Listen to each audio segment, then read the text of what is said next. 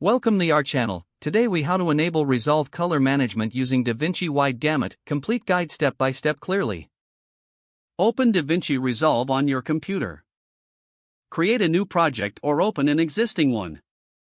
Navigate to the project settings by clicking on the gear icon located in the lower right corner.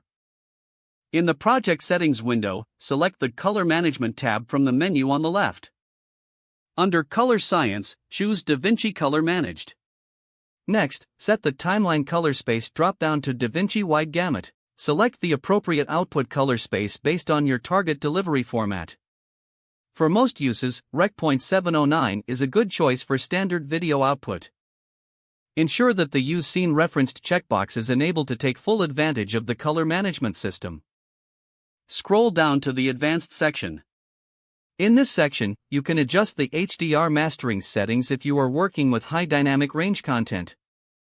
After you've made your selections, click Save to apply the changes. Now, you will need to adjust your grading workflow to accommodate the new color space. Start by importing your footage into the media pool. Drag your clips onto the timeline. Open the color workspace to begin your color correction process. Utilize the color wheels and other grading tools to enhance your footage, now with the benefits of wide gamut color management. To check your work, make sure to preview the output on a monitor that supports the selected output color space. Finally, render your project to see the effects of the wide color gamut in the final output. Remember to revisit your project settings if you wish to tweak your color management preferences later on. If the page does not load, refresh the browser or try again in a private or incognito window.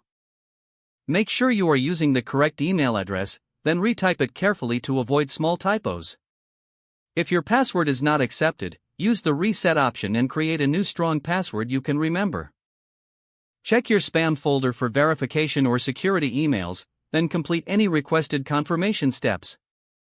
Enable two-factor authentication if available to improve account security and reduce unauthorized access risk. After signing in, review your profile details so your contact information and settings are accurate and current. If you see an error message, note it down and try again after restarting your device and internet connection. Log out when you finish, especially on shared devices, to keep your account and payment information secure. If the page does not load, refresh the browser or try again in a private or incognito window. Don't forget to like this video and subscribe to our channel for more step-by-step tech guides.